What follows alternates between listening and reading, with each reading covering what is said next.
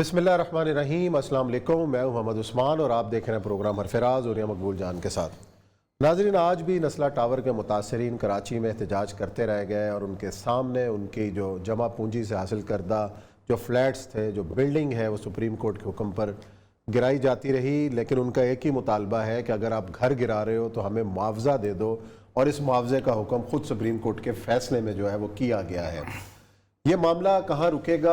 दादरसी का क्या अब तरीका इनके पास रह गया? अब ये कौन सी अदालत का दरवाज़ा खटखटाएंगे? आज ये हमारा इस पे मौजू है और बात ही जिक्र करेंगे वकला की जानिब से जो हालिया पुरतशद्दुद वाक़यात पेश आए हैं। मलीर के अंदर वाक़या हुआ है और इसके अलावा सियालकोट के अंदर AC के दफ्तर के ऊपर हमला हुआ। आखिर जो कानून पर अमल दरामद करने वाले, कानून की जंग लड़ने वाले, आखिर ख़ुद कानून अपने हाथ में क्यों लेते हैं?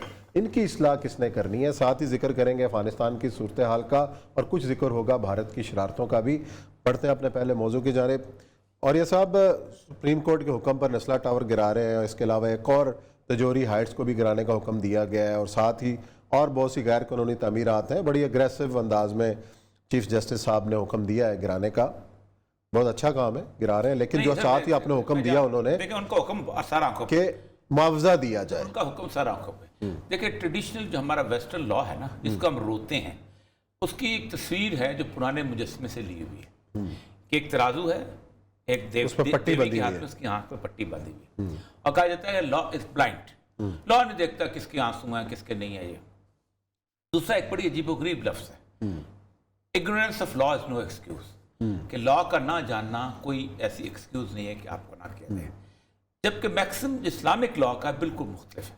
ये रूल ऑफ लॉ है, वो रूल ऑफ जस्टिस है। सही। सुप्रीम कोर्ट के पास आर्टिकल 187 के तहत कानून के इख्तियार नहीं, इंसाफ के इख्तियार आए। दुनिया की तमाम अदालतों में सुप्रीम कोर्ट वो वाहिद कोर्ट होती है कि अगर कानून में इजाजत नहीं देता तो वो लॉ पास करके उसके ऊपर अमल कर सकते। वो कहती कि जिसने इसके बिल्डर्स हैं इन सब के घर बेचो, अभी जमा कराओ सुप्रीम कोर्ट में पैसे और इनको दो, तो सुप्रीम कोर्ट कानूनी तौर पे जायज थी। वो कहती कि कराची की जो एडमिनिस्ट्रेशन है, जिस रेवेन्यू डिपार्टमेंट जिसने अलॉट किया है, उसके पैसे निकालो, 187 उठा लें to complete justice. Supreme court का जस्टिस का लफ्ज इस्तेमाल कर, इंसाफ का, क्योंकि उसके बाद तो अल्लाह की अदालत है ना, सुप्रीम कोर्ट की नहीं है। तो हमारा इतराज बुनियादी तौर पर यह है कि सुप्रीम कोर्ट ने वो अपने इख्तियारात इस्तेमाल ही नहीं किए। क्योंकि जब आप 184(3) में आप लेते हो ना तो सुओ मोटो, तो उसका मतलब है कि आपके ऊपर कोई अपील ही नहीं है, कोई सुनवाई नहीं है, इंसान पर इंतजार करे रोज। अच्छा जी, मुख्तलिफ सियासी जमातों ने इस पर एहतजाज किया है, मुतासरीन की दादरसी की कोशिश कर रहे हैं। लेकिन इस तमाम एहतजाज में सबसे पेश हैं हाफिज़ नईमुर रहमान, जो अमीर जमात इस्लामी कराची हैं। आज भी इन्होंने वहाँ पे मुतासरीन के साथ प्रेस कॉन्फ्रेंस की और इस केस को उठाया और दादरसी के लिए कोशिश कर रहे हैं। अस्सलाम वालेकुम हाफिज़ नईम साहब। वालेकुम अस्सलाम व रहमतुल्लाह। हाफिज़ साहब, अब तो इमारत गिरना शुरू हो गई। मुतासरीन इमारत के बाहर खड़े होके जो है सिर्फ आंसू ही बहा सकते हैं। बार बार एक ही मुतालबा कर रहे हैं कि भाई सुप्रीम कोर्ट का फैसला है जिसके अंदर ये हुक्म दिया गया कि मुआवजा दिया जाए। लेकिन अगर मुआवजा, अब तरीक़ाकार क्या रह गया? किस तरीके से मुआवजा वसूल करेंगे ये मुतासरीन? कौन सी अब अदालत बाकी रह गई है जिसका दरवाज़ा खटखटाएंगे? देखें, सुप्रीम कोर्ट ने एक ही फैसले में दो बातें कही ना। एक इमारत गिरा दो, बम से उड़ा दो, जो भी था, और दूसरी बात ये कही कि आप इनको कंपनसेशन दिलवाएं, दायरे मार्केट वैल्यू के मुताबिक ही होनी चाहिए। अब जो औरिया मकबूल जान साहब की बातें, मुझे इससे 100% मुत्तफिक हूँ कि सुप्रीम कोर्ट को इसको वाज़ेह तौर पर हुकूमत की जिम्मेदारी बनाना चाहिए था कि हुकूमत का काम है कि बिल्डर से पैसे लेकर दे, अगर वो नहीं देता तो खुद दे और बाद में बिल्डर से लेती रहे। लेकिन हुआ ये कि बिल्डर के ऊपर डाल दिया। अब मुझे बताएं कि आपके तो 1 लाख रुपए कोई ले ले पाकिस्तान में, तो कौन वापस करता है जब तक कि कोई अथॉरिटी ना हो। अब जहां कमिश्नर एक तरफ तोड़ने के लिए आ रहे हैं सुप्रीम कोर्ट के कहने पर, तो पहला सवाल तो ये होना चाहिए ना उससे पहले का कि इनकी कंपनसेशन का क्या हुआ। तो हमारा एतराज सिर्फ ये है कि आप तोड़ दो, गिरा दो, बम से उड़ा दो, बेशक आप कहें, लेकिन उससे पहले इन सब लोगों को मार्केट वैल्यू के मुताबिक पैसे मिलने चाहिए। किसी को यह हासिल नहीं है, इंक्लूडिंग चीफ जस्टिस साहब को, कि किसी को छत से महरूम करें बगैर किसी वजह के। इसलिए मैं आपसे सीधी सीधी बात करता हूं कि उन लोगों का कि जिनके वहां पर फ्लैट्स हैं, उनका ये आईनी, कानूनी, इंसानी हक है कि उनको छत से महरूम ना किया जाए, इसलिए कि उन्होंने सारी एनओसीज देखी हैं। अलमिया यह है कि इस फैसले में वो लोग नहीं पकड़े गए کہ جن کے بارے میں سپریم کورٹ کا خیال یہ ہے کہ غلط چیز بنی ہے. اول تو یہ کہ اس پر بھی ایک ضرور ہم یہ چاہتے ہیں کہ لارجر بینچ تشکیل دی جائے اور اس میں یہ دیکھا جائے کہ واقعتاً یہ بلڈنگ بھی اسی کیٹیگری میں آتی ہے جو بالکل ناجائز بنی ہوئی ہے, کیا اس میں صرف ایک اس کی 1/3 لیز کا معاملہ ہے. لیکن انفارچونیٹلی اس پر زیادہ گفتگو نہیں ہو سکتی ہے. میں کل انشاءاللہ خود سپریم کورٹ جاؤں گا اور درخواست کروں گا کہ اگر آپ مجھے اگر موقع دیں تو میں بتاؤں گا چیف صاحب کو کہ اس کا مسئلہ کیا ہے اور کراچی میں 35,000 عمارتیں اگر اس طرح گرائی جائیں گی تو کیا ہوگا. اور میں یہ بھی عرض کرنا چاہوں گا کہ ایک ملک میں 2 قانون اور 2 فیصلے نہیں ہوتے. عدالتوں کے فیصلے تو عدالتوں کے لیے ریفرنس ہوتے ہیں. تو سپریم کورٹ کا فیصلہ جو آج سے 2 سال پہلے 2019 کا ہے حیات ریجنسی کے حوالے سے, اس میں تو یہی سب بات ہوئی ہے کہ آپ ان کو جرمانہ عائد کریں. اس کا حتمی فیصلہ تک نہیں آ سکا اور اس پر اتنی جلدی ہے کہ روزانہ کی بنیاد پہ کہا جائے کہ آج بم سے اڑا یا پورے کراچی کی مشینری سے ختم کر دیا جائے. تو یہ بہرحال سپریم کورٹ کی بھی پرابلم ہے کہ یہاں پر 2 فیصلے ایک ہی معاملے میں, اسلام آباد کے لیے الگ فیصلہ, کراچی کے لیے الگ فیصلہ, یہ کیوں ہو رہا ہے؟ یہ میرا ایک عام پاکستانی کی حیثیت سے اعلیٰ ترین عدالت سے سوال ہے. اور جب یہ اس طرح سے ڈسکریمنیشن ہوگی تو لوگ عدالت کے خلاف اٹھ کر کھڑے ہوں گے, جو بالکل ٹھیک بات نہیں ہے. ٹھیک, بالکل جی جی, بہت بہت شکریہ جی رحیم صاحب. اچھا صاحب, جہاں میں ایک بات کرنا چاہ رہا تھا, جو میں آرٹیکل 187 کہ دنیا کو پتہ چلے, سپریم کورٹ کو بار بار پڑھنا چاہیے اس کو. The Supreme Court shall have power, پورا اختیار ہے to issue such directions. اچھا, ڈائریکشن دے سکتے ہیں قانون موجود اگر نہیں ہے. Orders or decrees as may be necessary, جیسی ضرورت محسوس کرے, for doing complete justice in any case or matter pending for it. یعنی پاکستان میں تمام عدالتیں کورٹ آف لا ہیں, supreme court court of justice ہے. صحیح ہے. نسلہ ٹاور کے اندر اس کو جتنے اختیارات موجود ہیں اللہ تبارک و تعالیٰ کے بعد اس زمین کے اندر سپریم کورٹ کو اور سپریم کورٹ کے چیف جسٹس کو حاصل ہیں. آرٹیکل 190 کہتا ہے کہ all administrative and judicial authority should act in aid of the Supreme Court. صحیح. وہ اگر آرمی چیف کو ڈائریکشن دیتی ہے کہ جناب پکڑو اور ان لوگوں کو اندر بند کرو اور کورٹ مارشل کرو تو تب بھی جائز ہے. وہ اگر کہتی ہے کہ پولیس جو ہے وہ چیف منسٹر اس وقت کو پکڑے, وہاں باقی لوگوں کو پکڑے, تب بھی جائز ہے. یہ جو تماشا ہے نا اس وقت لگا ہوا, یہ بنیادی طور پر وہ بلائنڈنس ہے. آپ اپنے ہی قانون کو پڑھیں, اپنے ہی قانون کے تحت, پاکستان کے آئین کے تحت آپ کام کر رہے ہیں, آپ کو جو جسٹس پورا آپ کو دینا چاہیے. یہ جو لوگ کھڑے ہوئے ہیں, دیکھیں اس وقت سپریم کورٹ کے لیے کوئی فضا ٹھیک نہیں ہے. پاکستان کے پورے عدلیہ نظام جب ان کوسچن آ چکا ہوا ہے. اس وقت آپ کسی ایک جگہ کو اچھا کام کر کے بتا سکتے ہیں کہ ہم کیا ہیں. آپ کو میں تو چیف جسٹس افتخار چودھری کیوں پاپولر ہوا تھا, اسی چھوٹے چھوٹے چیزوں کو کہ وہ اس موٹو لے کے کبھی کسی کو 187 عام آدمی کھڑا ہوا, اس کے سامنے کھڑا ہو کے بات کر رہے, عام بیوہ کھڑی ہو کے اس کو کہتے ہیں, عام عدالت ہم نے دیکھا اس کے اندر وہ پاپولر ہو. یہ الگ بات ہے وہ باپ نے چیزیں اس کی اور طرح کی جو بھی, لیکن 1999 سے آنورڈ جب وہ وہاں پر تھا بلوچستان سے لے کے, اس کی پاپولیرٹی رائز تھی جسٹ بیکاز آف دس, کیونکہ اس کو پتا تھا کہ میری انہیرنٹ پاورز کیا ہیں. صحیح. اس کے تحت وہ he can direct even Imran Khan کہ پرائم منسٹر شوڈ ایشو اتنے فنڈز. میں دیکھا نا, میں آپ کو پورا قانون پڑھ کے سنا دیا. شیل ایشو ڈائریکشنز, کوئی قانون اس کے اوپر روکتا نہیں ہے. کیوں کہ جسٹس کمپلیٹ ہونا چاہیے. آپ قانون کے مطابق کرتے ہیں, آپ جسٹس نہیں کر سکتے. فار ایگزامپل آپ نے مجھے دھوکے سے ایک چیز بنا دی ہے اور میں نے سائن بھی کر لیا, سب کچھ کر دیا, اور میں دھوکہ ثابت نہیں کر سکتا. آپ نے میری کچھ جائیداد لے لی ہے, اپنے نام کر لی ہے بڑی اچھی طریقے سے, اور آپ لیکن اگر میں سپریم کورٹ یہ دیکھتی ہے کہ عثمان نے یا اوریا مقبول جان نے عثمان کے ساتھ دھوکہ کیا ہے, تو پھر اس لیگل پروسیجر کو پیچھے چھوڑ دے گی, لا آف دا لینڈ کو پیچھے چھوڑ دے گی. آپ جو حافظ نعیم الرحمان صاحب مطالبہ کر رہے ہیں کہ سپریم کورٹ کا لارجر بینچ تشکیل دیا جائے اس فیصلے کے خلاف, اب کیسے ممکن ہے؟ لارجر بینچ تو پھر لارجر بینچ کیا کرے گا اس فیصلے کو دوبارہ؟ میرا خیال ہے کسی لائر کو, لیکن لارجر بینچ کیا کرے گا؟ لارجر بینچ سوئے موٹو جو اس کا مطلب سپریم کورٹ اپنے اوپر ایک چیف جسٹس اپنے اوپر ایک بینچ بٹھا لے, وہ تو چیز ہی نہیں. وہ ان کو کسی لائر سے مشورہ دے, لارجر بینچ نہیں. لیکن اب تو فیصلہ ہو چکا ہے, اب یہ نا supreme court again supreme court کے پاس اس کے تحت ریویو کا اختیار ہے. ریویو ہے, اپنے ہی فیصلے کو ریویو کر. نہیں, ایک دفعہ ریویو ہو چکا ہے نا, اس میں برقرار رکھا گیا فیصلہ. سیکنڈ ریویو بھی ہو سکتا ہے. اچھا, اس قانون کے ساتھ اس کو کوئی روکتا. میں آپ کو قانون اتنا بڑا پڑھتا ہوں, یہ آئین اس کو نہیں روکتا. اب پھر پڑھ دیتا ہوں. Supreme court shall have power to issue such directions, किसी किस्म की भी orders और decrees as may be necessary, जैसा वो समझता है necessary for doing complete justice, यानी किसी शक का साइबा ना रहे कि इंसाफ नहीं मिला, उसको हर चीज का वास्ट पावर है। इसके बारे में कहा जाता है कि सुप्रीम कोर्ट ऑलमोस्ट अल्लाह ताला की नायब है। नहीं, जो फैसला उन्होंने दिया है कि जो कंपलसेट किया जाए, अपना बाद में और फैसला उसको इम्प्लीमेंट, उसको किस तरीके से उस तरीकेकार को भी वाज़ेह कर, तरीकेकार को वाज़ेह कर सकते, जितनी दफा चाहे सुप्रीम कोर्ट अपने फैसले को रिव्यू कर सकती है। मतलब कि उम्मीद की किरण मौजूद है मुतासरीन के पास कि उन्हें अब भी रिलीफ मिल सकता है। इन्हें दोबारा रिव्यू करें। अब हाफिज नईम साहब ने कहा है कि वो जा रहे हैं गुलजार साहब के पास, चीफ साहब के पास कराची में, और पेश होंगे और उनसे रिक्वेस्ट करेंगे कि जनाब ये मुआवजा दे दिया जाए। अल्लाह करे कि जी मसला हल हो। मुतासरीन का पूरी ज़िंदगी की जमा पूंजी उन फ्लैटों पे लगा चुके हैं। नाज़रीन लेते हैं ब्रेक के बाद आएंगे तो प्रोग्राम का सिलसिला जारी रहेगा।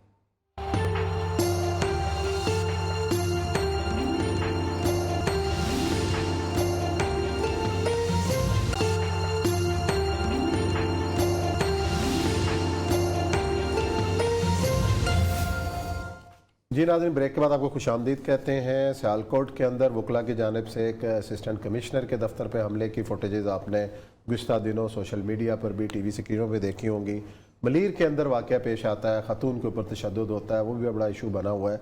और ये सब बारहा हम ऐसे मनाजर देखते हैं ज़िला कचहरियों के अंदर, अदालतों के अंदर, जिन्होंने कानून पर अमल करना होता है, जिन्होंने कानून पढ़ा होता है। अगर ऐसे पढ़े लिखे लोग भी कानून को हाथ में लें और इस तरह की चीज़ें बनती हैं। अभी एक वीडियो थी, खैर उसमें बार ने फैसला भी किया कि जो वकील साहब शीशे तोड़ रहे हैं, आपको याद होगा हाई कोर्ट के अंदर, हाई कोर्ट फाइल निकालनी थी। मतलब ये जो रवैया है, जब हमने वकालत पढ़ी थी ना, कोटा में दुराब पटेल साहब ने वो कॉलेज खोला था, बख्तियार साहब पढ़ाते, इफ्तार चौधरी साहब भी हमारे उस्ताद रहे। कौन? इफ्तार चौधरी साहब हमारे कलीग भी थे, उस्ताद भी थे, और साथ इकट्ठे थे, तो मैंने वहाँ दाखिला लिया हुआ था यूनिवर्सिटी में। वो कहते थे कि जो वकील की जो गाउन होती है ना, इस गाउन के पीछे एक जेब होती है। अच्छा। और ये जेब इसलिए रखी होती है कि वकील किसी से फीस ना मांगे, लोग खामोशी से उसकी जेब में डाल दिया करें। अच्छा। कहते इतना बाइज्जत प्रोफेशन था कि वकील को फीस मांगने की नदामत भी ना उठानी पड़े। कायद आज़म मोहम्मद अली जिन्ना इस प्रोफेशन की एक सिंबॉलिक एग्जाम्पल के तौर पर, मिसाल के तौर पर, कि जज जो था ना, उसने कायद आज़म को मशहूर फिक्र है कि जज ने उसको कहा कि आप क्या बात कर रहे हैं, आप किसी थर्ड क्लास मजिस्ट्रेट के सामने नहीं खड़े। तो उन्होंने कहा आप भी किसी थर्ड क्लास वकील के सामने नहीं खड़े सकते। तो वो कोर्ट किया जाता, कोर्टेबल कोर्ट है। अल्लामा इकबाल एक वकील थे, और अल्लामा इकबाल के मुकदमात के ऊपर तो अब किताब भी आ चुकी है कि किस तरीके से वो लड़ा करते थे। सर ब्रह्मत अभी कौन है जो इस वकालत के प्रोफेशन के अंदर, पाकिस्तान की हुसैन शीख सोहरावर्दी जैसे बंदे प्रोफेशन, एक इब्रोई जैसे बंदे इसके अंदर थे, मोहम्मद अली कसूरी जैसे बंदे थे, क्या क्या लोग थे। क्या आज भी आप देखें कि बड़े जो अच्छे रीजनेबल वकील आपको मिलेंगे जो वाकई कुछ बात करना, इज़ाद हसन जैसे लोग, इज़ाद हसन एक वाकई जेन्युइन इंटेलेक्चुअल है, जिससे आप गुफ्तगू करते हुए उसको वैरायटी ऑफ टॉपिक से बात कर सकते। ये कभी भी इनके ना दिमाग में गुस्सा आता था ना बाकी चीज़। इफ्तिखार चौधरी साहब हमारे दोस्त हैं, 40 साल के पुराने हमारे साथ ताल्लुकात हैं। उनकी मूवमेंट ने एक चीज़ जो है वो बड़ी अजीब व गरीब डाल दी है कि 1 लाख वकील जो हैं ये पाकिस्तान को यरगमाल बना सकते हैं जब चाहे बनाए। और हुआ ये है कि ऑफिसर ऑफ द कोर्ट को उन्होंने एक अपना इलेक्टोरल कॉलेज बना लिया है। जिस जज के पीछे 200-300 वकील हो गए वो जज जो है वो कामयाब है, जिस जज के पीछे 200-300 वकील होंगे नहीं काम है। फिर उसी कम्युनिटी से उठ के आपके जुडिशरी आती है। ये इसके अपना चैम्बर का बंदा है तो जज बन जाएगा, तो इसके चैम्बर का बंदा है तो जज बन जाएगा। जिसके जहाँ के इलेक्शंस के अंदर करोड़ों रुपया जो है सिर्फ एक डिनर पे खर्च होता हो, आप खुद सोचें कि क्या हो सकता है। अब ये देखें, असिस्टेंट कमिश्नर जो है सोनिया सदर, ये वही खातून है जो फिरदौस गवान वाले, और फिरदौस आशा गवान जो है अब देखें क्या सूरत है। सियालकोट के लोग कहते हैं कि हमने कोई एक खुली कचहरी किसी खातून की देखी है, तो इसी असिस्टेंट कमिश्नर की, उसने कोई चौकीदार नहीं रखा हुआ था। मुझे अच्छे इसलिए लग रहा है, मैंने खुद जिंदगी में कभी कोई चौकीदार नहीं रखा। अब वहां पर एक पार्क है, उस पार्क के अंदर सरकार की जमीन से उसको 4 कनाल जमीन जो थी वो लिटिगेशन के लिए बाहर रखी थी, बाकी पब्लिक यूटिलिटी की थी। उसके ऊपर बाकायदा गवर्नमेंट ने बोर्ड लगाया हुआ है कि ये सूबाई मलकियत है, इसके ऊपर कोई किया जाए। تو وہاں پر ہوا یہ کہ کچھ لوگوں نے اس کے پارک کے اندر انکروچمنٹ کرنے کی کوشش کی. وہ وکیل جو تھے وہ پراپرٹی ڈیلرز کے ساتھ مل گئے, اور پھر یہ فوٹیج ابھی چل رہی ہوگی, آپ نے دیکھا ہوگا کہ پھر اس کے بعد جو انہوں نے اے سی کے دفتر کاشر کیا ہے, پاکستان کے پرچم کاشر کیا ہے, اور اتنی عجیب و غریب بات ہے کہ اسی کالے کوٹ کے اندر تشریف لاتے ہیں. آپ خود سوچیں کہ جب آپ اس کالے کوٹ کے اندر تشریف لائیں گے تو آپ دنیا نہیں آپ کو دیکھے گی. چلو ہم ٹی وی پہ نہیں دکھائیں گے تو سیال کوٹ میں یہ بات چھپی رہے گی. اچھا, ایک دوسرا جو کیس ہے جو ملیر کا, جس کا بہت زیادہ آج کل صورتحال ہو گئی ہے کہ ایک خاتون تھی, اس کی 5 سال پہلے شادی, یہ بیسیکلی پی ٹی آئی کی خاتون ہے, لیلا پروین جو ہے, 5 سال پہلے شادی ہوئی, اس جون میں اس کی طلاق ہو گئی. جون میں جب طلاق ہوئی تو 1.5 سال کا اس کا بچہ تھا. تو وہ اس کے بھائی سے, اس کے یعنی اپنے سالے سے موصوف نے 65 لاکھ روپیہ قرضہ لیا ہوا تھا, اور وہ وکیل تھے جو ان کے میاں تھے. تو 65 لاکھ روپیہ قرضہ تو اس نے چیک دیا ہوا تھا کہ یہ جب 65 لاکھ تمہیں دوں گا تو وہ جب طلاق ہو گئی تو رشتہ ختم ہو گیا, تو انہوں نے 65 لاکھ روپے جو ہے چیک جو ہے انہوں نے جمع کرایا کہ یہ جب باؤنس ہو گیا ہے تو اب اس کو پکڑے. تو اس کو پکڑ لیا پولیس نے, وکیل کو. اب وکیلوں کو بہت غصہ تھا. اب جب یہ خاتون اپنے بھائی کے ساتھ اس عدالت میں گئی ہے تو وہ سین دیکھنے والے ہیں. مطلب وہ جو چیخوں کی آوازیں ہیں سنی نہیں جاتی کہ جس طرح آپ نے, اس کا مطلب یہ ہے کہ آپ کورٹ آف لا محفوظ نہیں رہ گئی نا. تو اصل مسئلہ یہ ہے کہ کوئی بھی پروفیشن اگر اس سطح پہ چل پڑے گا تو پھر پتہ کیا ہوتا ہے, وہ ہوتا ہے جو بلوچستان میں پھر ہوا. بلوچستان میں جب وکالت کی صورتحال اس طرح کی ہو گئی تو لوگ واپس جرگے کے پاس چلے گئے, ہمارے فیصلے تم کرو, ہم نہیں چاہتے عدالت. یہاں ہوگا کیا, پنجاب پھر پنچایت میں چلو یار, تم ابھی بھی پنچایتیں تو ہوتی ہیں, آپ گاؤں میں چلے جائیں, 80% کیسز جو ہیں وہ پنچایت کیسز کہتے ہیں, پریا جس کو کہتے ہیں پنجاب میں. ہر بندہ پریا کے 4 لوگ یہ ہیں یہ فیصلہ کریں گے, اور پریا جو ہے پنجاب بیٹھتی ہے. اور آپ دیکھیں پنجاب میں پریا جو ہوتی ہے, جو پنجاب میں پنچایت ہوتی ہے, اس کے اندر نیاں جس کو کہتے ہیں, وہ آپ کسی بھی وکیل سے پوچھ لیں, وہ نیاں قسم کو کہتے ہیں, اس میں کوئی جھوٹ نہیں بولتا, کوئی جھوٹ نہیں بولتا, وہیں پہ فیصلہ ہو جاتا ہے. اسی طرح بلوچستان کے اندر وہ کہتے ہیں talk of the town talk of the court ہوتی ہے, جھوٹا گواہ پیش نہیں ہوتا. کہتے ہیں بھائی تم نے قتل کیا, سب جانتے ہیں, تو یہاں تم یہ نہ کرو کہ میں وہاں پیشاب کر رہا تھا تو وہ یہ ایلیبائی نہ ثابت کرو, بتاؤ کیا کرنا ہے, تو آپ فیصلہ کر لو, تم نے اتنے پیسے دینے ہیں, خون بہا دینا ہے, کیا کرنا ہے. یہ تو ہوگا یہ پروفیشن جو ہے یہ پھر آبسلیٹ ہوتا جائے گا دن بدن, کیونکہ اس پروفیشن نے ایک عزت کمائی تھی کہ ہم لوگوں کے دکھ اور درد کو بانٹتے ہیں. آپ دیکھیں ایک طویل عرصہ تک آپ کو بہت سارے ایسے وکیل عدالتوں میں مل جاتے تھے کہ جو لوگوں کی دادرسی کرتے تھے, عوامی ایشوز کے اوپر ریٹس کیا کرتے تھے, مفت کیس لڑتے تھے. اب آپ کو نہیں, بڑے بڑے کریکٹر ہیں, اب تو ایسی حالت ہو گئی ہے کہ میں بتاؤں, میں ہائی کورٹ میں بار میں نہیں جاتا ہوں. اس کی بنیادی وجہ یہ ہے کہ وہاں کا جو ماحول ہے اور وہاں کے جو صورتحال ہے بڑی عجیب و غریب. اچھے لوگ بھی ہیں, مسئلہ پتہ ہے کیا ہوا ہے, بہت اچھے ہیں, اکثریت اچھے لوگوں کی ہے, لیکن وہ ان لوگوں کے رقم. میں کئی دفعہ کہتا ہوں, میرا یار ہے علی احمد کورٹ, میں اسے کہتا ہوں یار میرے پاس ہو, کبھی ان کو بھی تو روکو, یہ جو تمہارے اپنے کالے کوٹ والے, ان کو تو روکو, یہ کیا کرتے ہیں اور کس جگہ نہیں کرتے ہیں. ٹھیک, یعنی آپ اندازہ کریں کہ ہمارے وہ ایک ریسانی صاحب ہوتے تھے, وہ پرنسپل بعد میں ہو گئے تھے, وہ کہتے تھے ہم تو وکیلوں کو یہ سکھایا گیا ہے کہ ہمارے خلاف اگر فیصلہ ہو جائے تو ہم عدالت کے سامنے یور لوٹ کر کے سر جھکا کے باہر نکل جاتے ہیں, ہم احتجاج نہیں کرتے, کیونکہ اگر ہم احتجاج کرنا شروع ہو جائیں گے تو پھر پوری قوم جو ہے وہ انصاف سے مایوس ہو جائے گی. لیکن مسئلہ یہ ہے کہ اس بات, اور یہ 2 ایگزامپلس نہیں ہیں, یہ 2 یہ ہیں, آپ اخبار اٹھا لیں, آپ کو ہر روز کہیں نہ کہیں ایک صورتحال نظر آ جائے گی. یہ کارڈیالوجی انسٹیٹیوٹ کی بات ہے. اب دیکھیں کارڈیالوجی انسٹیٹیوٹ میں کیا ہوا, عدالتی فیصلہ نہیں ہوا, پریا بیٹھی, پنچایت ہوئی, 4 ڈاکٹروں کو بٹھا لو, 4 وکیلوں کو بٹھا لو, 3 سیاستدانوں کو بٹھا لو, 2 ججوں کو بٹھا لو, بیٹھو جی فیصلہ کرو جی, تیرے قتل بھی معاف, میرے قتل بھی معاف. اچھا, اور یہ سب یہ تو چلو معاملہ چل ہی رہا ہے, لیکن آج کا جو سارا ہاٹ ایشو ہے جو کل رات سے مسئلہ بنا ہوا ہے وہ ہے لوگوں کو پیٹرول نہیں مل رہا. مارے پھر رہے ہیں اسلام آباد میں, کراچی کے اندر بھی, باقی جہاں سے اطلاعات آ رہی ہیں. لاہور میں جو اطلاعات ہیں وہ یہ ہے کہ 40% جو ہیں وہ پیٹرول پمپ کھلے ہوئے ہیں, لیکن لائنیں لگی ہوئی ہیں لمبی. کل رات سے ہم دیکھ رہے ہیں, رات 1:30 بجے لوگ 2 بجے ڈھونڈ رہے تھے پیٹرول, ظاہر انہیں اپنے کاموں کاجوں میں جانا ہے. اور یہ لائنیں ہم نے زرداری دور کے بعد آج دیکھی. اس دور میں لائنیں لمبی لگا ہوتی تھی, سی این جی کی لائنیں لگی ہوئی ہیں ساری رات لگے. 2015 کے اندر بھی ایک بحران آیا اور وہ اس وقت بھی لگی. عثمان صاحب 2 چیزیں پڑی, یہ پہلی دفعہ سارے مافیاز ہیں, یہ پہلی دفعہ پاکستان کی تاریخ میں یہ پہلی دفعہ ہوا ہے کہ ان پیٹرول پمپ والوں نے مارجن کی بات کی ہے کہ ہمارا مارجن جو تھا وہ کم ہے پیٹرول کے اندر، بڑھایا جائے، کیونکہ مجھے یاد اچھی طرح کہ پیٹرول پمپ کے ہم لائسنس جاری کیا کرتے تھے، تو پیٹرول پمپ والے ہم سے کہتے تھے کہ سر مسئلہ سارا یہ ہے کہ ہم اس کے ساتھ کچھ کاروبار کرتے ہیں ورنہ پیٹرول میں تو فائدہ نہیں ہوتا، 1 روپیہ لیٹر میں بچ ہوتا ہے یا 50 پیسے، آج کل سنا ہے کہ 1.5 روپیہ لیٹر جتنا اوکے پروفٹ ہے، نہیں تو آپ کو کسی نے کتے نے کاٹا ہے کہ آپ جا کے دکان کھولیں گے 1.5 روپیہ لیٹر آپ کو جو پروفٹ مل رہا ہے، میں جا کے آپ کو دعوت نامہ دینے گیا تھا۔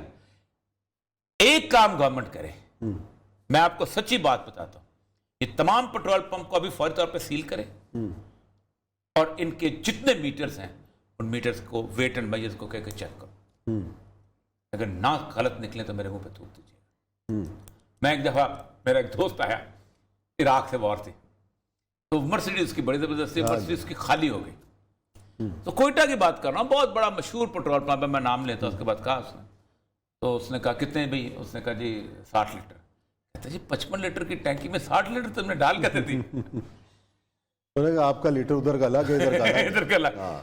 میں آپ کو صحیح کہتا ہوں، میں مسئلہ ساتھ یہ ہے کہ آپ کو 1.5 لیٹر جو پیٹرول ریز ہوا ہے یہ کمپنی نے کیا ہے نا، کمپنیز کے ساتھ آپ کا ایک معاہدہ ہے، وہ آپ کو پیٹرول پمپ کا پورا وہ بنا کے دیتی ہیں، باقی چیزیں دیتی ہیں اور زمین آپ کی ہوتی ہے، آپ ایک معاہدے کے تحت جاتے ہیں، آپ اس معاہدے کے تحت پورے پاکستان کو بلیک میل کر رہے ہیں۔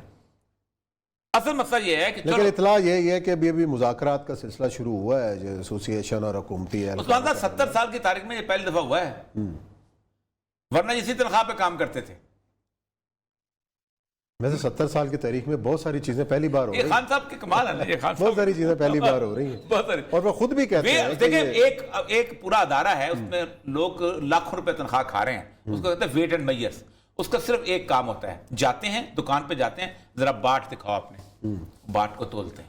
آج کل وہ کمپیوٹرائز ہو گئی ہے، وہ کمپیوٹرائز میں بھی چکر چلا رہتے ہیں۔ ایک باقاعدہ میں نے دیکھا ہے، میں اس معاملے میں تو بڑے بحث لگے ایک پیٹرول پمپ اس کی شکایت آ گئی، تو مجھے میں خیال کسی سبی میں تھا میرا خیال، اچھا میں چلا گیا، انہوں نے کہا جی اس کو کہے 5000 کا پیٹرول ڈالیں، بلکہ اس کو تو 1000 روپے بہت، 1000 کا پیٹرول ڈالیں، وہ 1000 روپے اس نے کلک کیا، کہتا آپ سر آپ اس کو آپ پیٹرول کے پکڑ کے اس کو ڈال، میں نے اس کو پیٹرول دبایا نیچے سے، وہ ڈالنا شروع ہو گیا، کہتا سر 1 منٹ کو چھوڑیں، میں نے چھوڑا، وہ میٹر چل رہا تھا، آپ اندازہ کریں کہ بیچ میں اگر آپ چھوڑ دیں تو 1-2 لیٹر تو غائب کر سکتے ہیں، تو میٹر جو تھا اس کا کوئی تعلق نہیں تھا پیٹرول کی فلو کے ساتھ، میٹر کا صرف یہ تعلق تھا کہ آپ نے 1000 روپیہ دیا، میں نے پیٹرول اس کو کھولا، وہ کلک کیا، اس نے مینولی بند کر دیا، یعنی اس کو ڈسکنیکٹ کیا ہوا تھا۔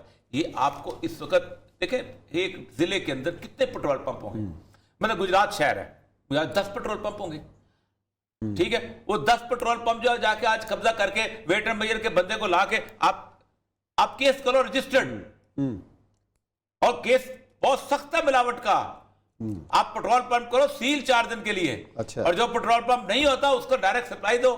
نہیں کمپنی کے تو کھلے ہوئے ہیں لیکن جہاں لائنیں بہت سارے تو مسئلہ یہ ہے کہ آپ کو ایڈمنسٹریشن کرنی ہے نا اس ملک کے اندر یار، آپ کو صرف جلوسوں میں گولیاں چلانی ہے صرف نہیں۔ خانے وال میں ایک ڈی سی صاحب خود کھلوا رہے ہیں پیٹرول، بالکل کھلوانے چاہیے، انہوں نے تو چپیڑ کاٹ ڈپٹی کمشنر کا کام ہے یہ، ڈپٹی کمشنر کا کام ویٹ اینڈ میجر، یہ عمران خان کا کام نہیں ہے، آل امینٹیز کی سپلائی جو ہے اس کی ڈیوٹی ہے ڈپٹی کمشنر کی، آپ لے کے جاؤ پولیس۔ چلو جی دیکھتے ہیں کیا معاملہ ہوتا ہے، کس طریقے سے عوام کو ریلیف ملتا ہے، لیکن ہمیں یہاں بریک کا وقت ہے، بریک کے بعد آتے ہیں تو کچھ ذکر کر لیں گے افغانستان کا، اور پھر ایک شرارت کر رہا ہے بھارت، وہ کیا ہے اس کا بتائیں گے بریک کے بعد۔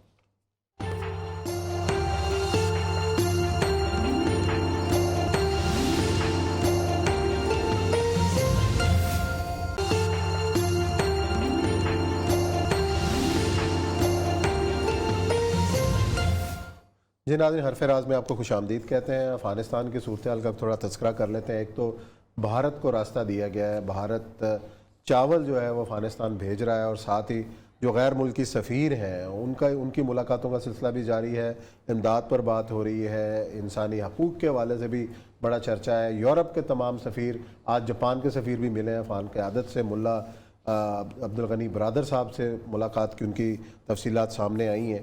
اور اس سب سے پہلا سوال تو یہ ہے کہ ٹھیک ہے کتنے ٹن چاول جو ہے وہ بھارت چاول اور گندم دونوں، اچھا دیکھیں میں عثمان صاحب میری بات سنیں، تو کیا ان ہونا چاہ رہا ہے کسی نہ کسی طریقے سے دوبارہ؟ دیکھیں پاکستان کو ایک طویل عرصے سے اس اور بارڈر کے اوپر اعتراضات تھے अच्छा, अहमद करज़ई के ज़माने में भी थे, उससे पहले भी थे कि ये बॉर्डर हम नहीं खोलना चाहते वहाँ तक, कि हमें नहीं पता वहाँ से क्या जा रहा है क्या नहीं।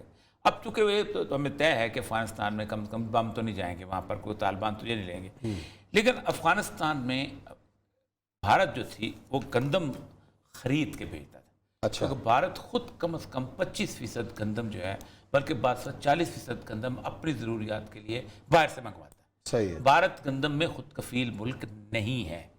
ठीक हुआ ये था कि हमें काटने के लिए भारत ने चाबहार से 2013 में पहली खेप भेजी थी, और उसके लिए उन्होंने कम से कम 2 अरब रुपया लगा के वो पूरी की पूरी रोड बनाई थी जो जरंज वाली और लश्करगाह वाली और चाबहार तक आती थी।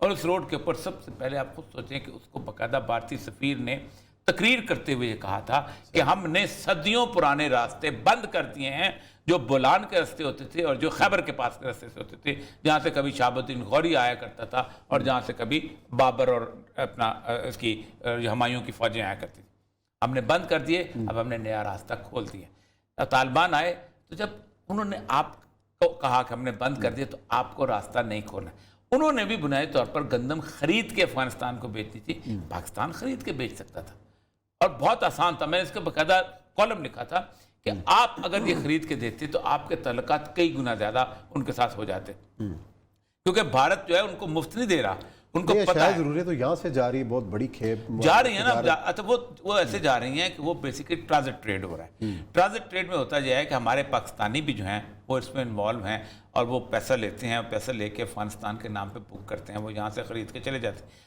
आपका जिस वक्त 1 अरब रुपए का महाना जो बिल बढ़ गया है इंपोर्ट का, वो इसी वजह से बढ़ा है क्योंकि ट्रांजिट ट्रेड शुरू हुई। अगर आपके तल्लुकात ठीक होते अफगानिस्तान के साथ, इंसानों की तरह आपने उनको एक्सेप्ट कर लिया होता, तो अफगान ताजर अपना डॉलर बेचता। अब हो क्या रहा है कि पेशावर में बैठा हुआ या कराची में बैठा हुआ अब हमारे डॉलर से चीजें खरीदता है और वहां जाके बेचता है और वहां से उनसे पैसे ले लेता है। अब वो सारा बर्डन आपको भी, इससे ज्यादा बेवकूफ तो गवर्नमेंट हो नहीं सकती ना कि आप जनाब सारे अपना ट्रेड बिल, अपना डॉलर आपने इसी चक्कर में महंगा करवा दिया।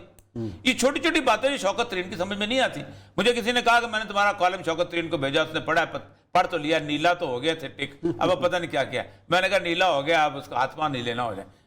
तो ये है हमारी बेसिकली खारिजा पॉलिसी। शौकत तरीन साहब थे जो महीना पहले कह रहे थे कि इमरान खान IMF के सामने डट गया है और अब आवाम को पेट्रोल महंगा नहीं मिलेगा, लेकिन शौकत तरीन साहब भी जो है यूटर्न ले गए। एक बात बताऊं, खुदा की कसम उठा के कहता हूं, पाकिस्तान के अंदर एक बागैरत और जुर्रतमंद आदमी चाहिए। आज मैंने लिखा है, कल सुबह और कॉलम में आएगा, 2006 में इंतखाबात हुए थे एक्वाडोर में, राफेल कोरिया आया था और राफेल कोरिया ने कहा था इस मुल्क का कोई और हल नहीं है सिवाय इसके कि हम इसको उस कर्जे को देने से इनकार कर दें। आप सोचें 14 रुकनी उसने टीम बनाई थी डेट ऑडिट की, उसमें एरिक टुसान था, उसमें 2-3 और लोग थे, ब्रसेल्स हमारे खान साहब ने भी बनाया था कमीशन, उन्होंने इधर से बनाए थे ना, पाकिस्तान के ब्यूरोक्रेट 2 नंबर।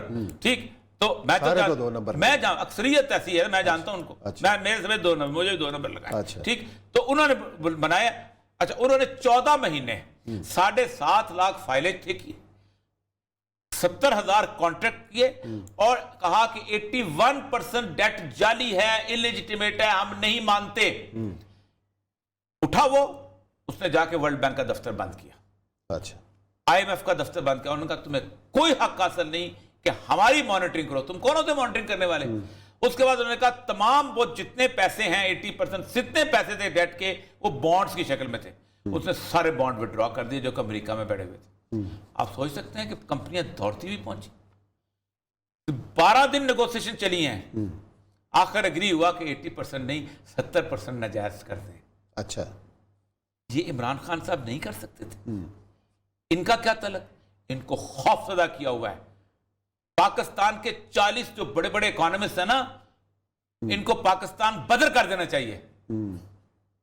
ये जो हर बंदे को डराते हैं IMF से, वर्ल्ड बैंक से, दूसरे से, इसने तबाह किया हुआ है पाकिस्तान का सारा सत्यानाश। यार उनका भी बिजनेस चल रहा है ना, IMF का, वर्ल्ड बैंक का भी। लेकिन बहरहाल जी एक और अहम इशू है जो आपको खालिस्तान के मामले पे जो रेफरेंडम चल रहा है लंदन के अंदर, और भारत की जो चालाकी हैं वो इस तरह पकड़ी गई हैं कि वहाँ पे फेक अकाउंट बनाए गए हैं। सिख नहीं है लेकिन बहुत बड़ी तादाद में ऐसे जिन्होंने उसके खिलाफ वोट दिया है, और ये सारी चीज़ें सामने आ चुकी हैं। अच्छा, ये पुरानी टेक्निक है, ये टेक्निक इस्तेमाल की थी CIA ने CIA نے تحقیق استعمال کی تھی روس کے خلاف کہ اس نے کہا تھا ہم ایسے سخت آرٹیکل لکھوا کے چھپواتے تھے کہ جو کہ ہم روس کو کمیونسٹ کہہ رہا ہم آئیں گے، ہم ان کی عورتوں کو بھی اجتماعی بیویاں بنا لیں گے، ہم سرمایہ داروں کو قتل کر دیں گے، ہم یہ کر دیں گے انقلاب۔ یہ انہوں نے خاص طور پہ یہی ٹیکنیک یہاں اٹھائی کہ خالستان کے بن کے اور خاص طور پہ ہم یہ کر دیں گے، ہم آگ لگا دیں گے، ہم جلا۔ لیکن اب تو مسئلہ یہ ہے کہ اب تو آپ روٹ پکڑ لیتے ہیں۔ اب تو یہ ٹیلی فون چلا جائے، امریکہ چلا جائے تو پتہ چل جائے گا کہ غوریہ مقبول جان نے اس کو کتنا عرصہ استعمال کیا اور کیسے استعمال کیا۔ تو اب وہ زمانہ رہ نہیں گیا۔ یہ جو 50,000 سائٹس پکڑی گئی تھیں، آپ خود سوچیں کہ پوری یورپ پر، لیکن اصل مسئلہ یہ نہیں، اصل مسئلہ یہ کہ اتنی بڑی فراڈولنٹ کنٹری کو آج بھی عزت اس لیے دی جاتی ہے کہ مال خرید ہے، مال خریدتا ہے یہ ہے۔ اور بالکل وہ صحیح بات ہے وہ والی جو وہ کہتے ہیں کہ جو میں نے ایک جگہ تقریر کرتے ہوئے یہ جو TLP کے دھرنوں میں فرانس کے تصویر پہ کہی تھی کہ اگر کوئی شخص صبح کہے کہ میں تم سے 50 لاکھ روپے کی سودا روز خریدوں گا، لیکن صبح میں تمہاری ماں اور بہن کو گالیاں دوں گا، تو مجھے اجازت ہے؟ تو کیا آپ اسے اجازت دیں گے؟ کچھ لوگ دیں گے، کہیں گے یار میرے کان میں گالی دے دینا، لوگ نہ سنیں۔